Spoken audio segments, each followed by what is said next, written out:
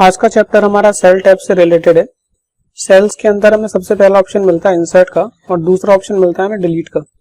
Insert का मतलब किसी भी डेटाबेस के अंदर अगर आपको कोई सेल, कोई रो या कोई कॉलम इंसर्ट करना है तो आप इस ऑप्शन के थ्रू कर सकते हैं। इंसर्ट में जाके सबसे पहला ऑप्शन हमें मिलता है इंसर्ट सेल का। इंसर्ट सेल का ऑप्शन देखिए अभी डीएक्टिवेट है क्योंकि मैंने अभी इस इमेज का यानी अपनी लोगो का सिलेक्शन किया हुआ है, तो उसका आप ध्यान रखेंगे कि जब भी आपको ये ऑप्शन यूज करना है तो किसी सेल का सिलेक्शन करना है। ये सेल सिलेक्शन करने के बाद बेसिकली आपको बताना है एक्सेल को कि भाई इस सेल को मुझे इंसर्ट कराना है, यानी यहाँ मुझे एक सेल इंसर्ट कराना है। तो जब हम यहाँ पर सेल इंसर्ट कराएंगे, इंसर्ट सेल पर क्लिक करेंगे तो ये हमें वही ऑप्शन देता है जो मैंने आपको MS वर्ड टेबल टूल्स के अंदर बताया था। अगर आपने मेरा MS वर्ड टेबल टूल्स वाला वीडियो नहीं देखा है तो आई बटन दबा के आप वो वीडियो देख सकते हैं। अब जब मैं यहाँ सेल इंसर्ट कराऊंगा तो मुझसे पूछ रहा है कि इस सेल को कहाँ शिफ्ट करना है। शिफ्ट सेल राइट, यानी कि इसको राइट हैंड साइड में शिफ्ट कर दे। अगर मैं राइट के लिए यस करता हूँ तो इसको यहाँ शिफ्ट कर देगा और इस सेल को यहाँ शिफ्ट कर देगा। ये देखिए इसको उसने यहाँ शिफ्ट कर दिया और इस सेल को यहाँ शिफ्ट कर दिया। लेकिन एक प्रॉब्लम हमें नजर आ रही है कि जैसे इसने इस सेल को यहाँ शिफ्ट किया तो यहाँ हैश बने हुए आ रहे हैं। हैश का मतलब है इसके अंदर एक ऐसी फिगर है जो सेल के अंदर एडजस्ट नहीं हो पा रही। तो आप डी और ई के बीच में यहाँ डबल क्लिक करेंगे तो ये इसके अंदर एडजस्ट हो जाएगी। फिलहाल मैं अंडू करता हूँ और अगले ऑप्शन पर जाते हैं। अगला ऑप्शन हमें मिलता है शिफ्ट सेल डाउन का। शिफ्ट सेल डाउन से इसको ये डाउन में शिफ्ट कर देगा। ये देखिए इसको डाउन में शिफ्ट किया और उसी तरह से एक एक सेल करके नीचे डाउन तक ले गया।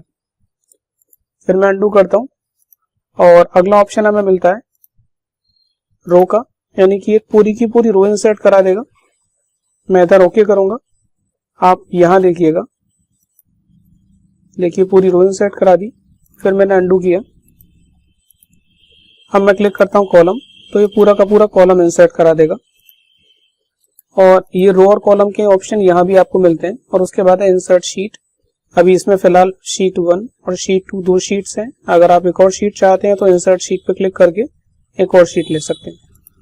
शीट 1 यहाँ आ रही है, शीट 2 ये आ रही है और शीट 3 मेरी है, जबकि शीट 1 यहाँ आनी चाहिए।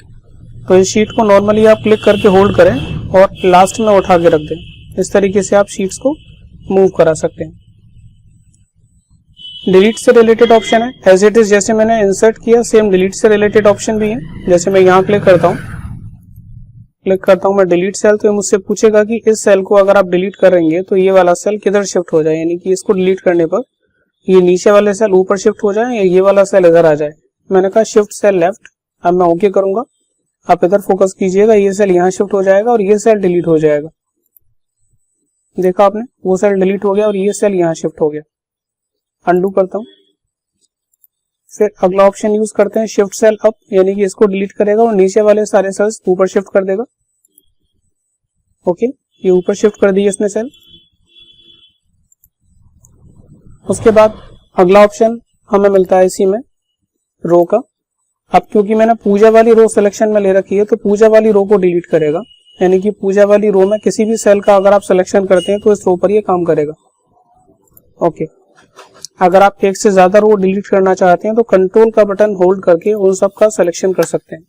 अब देखिए ये 3 रोज को डिलीट करेगा, 7, 10 और 13, मतलब पूजा, कृष्ण और भूपेंद्र। देखा आपने, तीनों को डिलीट कर दिया। अंडू किया मैंने फिलहाल और उसी तरह से इसमें ऑप्शन है कॉलम का, तो ये पूरा कॉलम को डिलीट कर देगा। यही ऑप्शन हमें यहाँ भी मिल जाते हैं, कॉमन है, और उसी तरह से हम शीट को भी यहाँ से इंसर्ट करा सकते हैं, डिलीट करा सकते हैं। उसके बाद ये ऑप्शन मिल जाते हैं फॉर्मेटिंग से रिलेटेड। फॉर्मेटिंग में सबसे पहला ऑप्शन है रो हाइट का। रो हाइट को आप यहाँ क्लिक करके भी ऐसे बढ़ा सकते हैं, किसी भी सेल पे यहाँ क्लिक करके आप हाइट को और बढ़ा सकते हैं। लेकिन अगर आपको एक साथ कई सारे सेल्स की हाइट को बढ़ाना है तो सबका सिलेक्शन करेंगे और यहाँ जाके आप क्लिक करेंगे रो हाइट। और रो हाइट में जितनी भी आप हाइट देना चाहते हैं, करंट टाइम में इसकी जो हाइट है 14.4 है, मैं जैसे 16 दे देता हूँ और ओके करता हूँ, तो देखिए सभी की हाइट थोड़ी बढ़ गई। उसके बाद अगला ऑप्शन है auto feet height. Auto feet height का मतलब अननेसेसरी हाइट को ये हटा देगा। जैसे कि मैंने अभी इसकी हाइट 16 कर ली, लेकिन इतने की मुझे जरूरत नहीं है, 14.4 में भी मेरे टेक्स्ट को ये एडजस्ट कर रहा था। तो अगर मैं करता हूँ ऑटो फिट तो ऑटोमेटिकली उसे कम करके उतना एडजस्ट कर देगा जितनी की सेल को जरूरत है। उसके बाद कॉलम विड्थ से रिलेटेड ऑप्शन है, जैसे कि मैं इस कॉलम की सेल वाली कॉलम की विड्थ बढ़ाना चाहता हूं तो मैं करता हूं कॉलम विड्थ और मैं ऐसे कर देता हूं 30, देन ओके। तो देखिए इसकी विड्थ इसने 30 कर दी। अंडू करता हूं और अगला वाला ऑप्शन है ऑटो फिट। ऑटो फिट का मतलब ऑटोमेटिकली फिट करेगा। ये इसके फॉर्मेट की वजह से इसने इसको डिस्टर्ब कर दिया। मैं किसी और सेल पर ये ऑप्शन करके दिखा देता हूं आपको। जैसे मैं इसकी विड्थ को काफी बढ़ा लेता हूं और फिर इस पे क्लिक करके मैं क्लिक करता हूं ऑटो फिट। तो ऑटो फिट पे क्लिक करने से क्या हुआ, इसने इतना रखा जितने की सेल को जरूरत थी। तो इस तरीके से हम ऑटो फिट वाले ऑप्शन का यूज कर सकते हैं।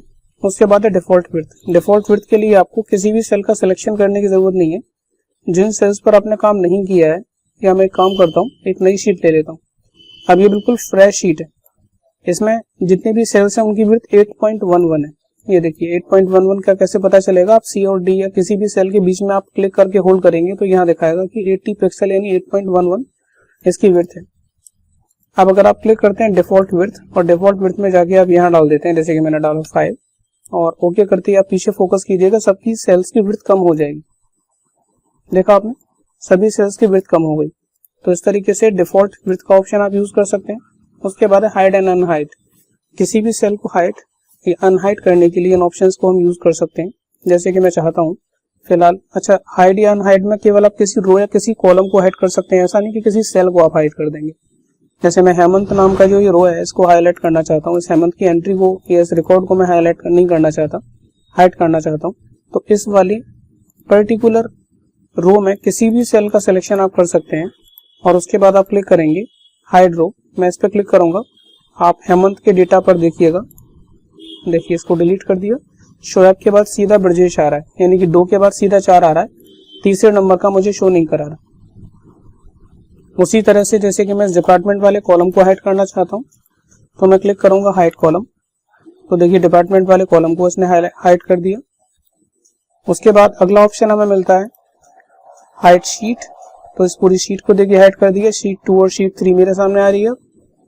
अब अगर आप अनहाइड करना चाहते हैं शीट तो हमें यहाँ मिलता है अनहाइड शीट। अनहाइड शीट पे क्लिक करने के बाद इस विंडो के अंदर आपको उन सब शीट्स के नाम शो करेगा जिन जिन को आपने हाइड किया हुआ है। फिलहाल मैंने केवल शीट 1 को हाइड किया हुआ है, तो यहाँ पर मुझे केवल शीट 1 का ऑप्शन दे रहा है। अगर शीट 1 पे क्लिक करके मैं ओके कर तो इसको ही शो करा देगा। देखिए मैंने जैसे इसको क्लिक किया तो उसने इसे शो करा दिया।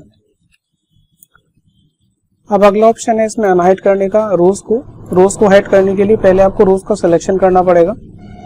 जी हाँ, आपको उस रो का सिलेक्शन करना पड़ेगा जो छुपी हुई है। अब बात आती है कि जो छुपी हुई रोज का मैं सिलेक्शन कैसे करूं।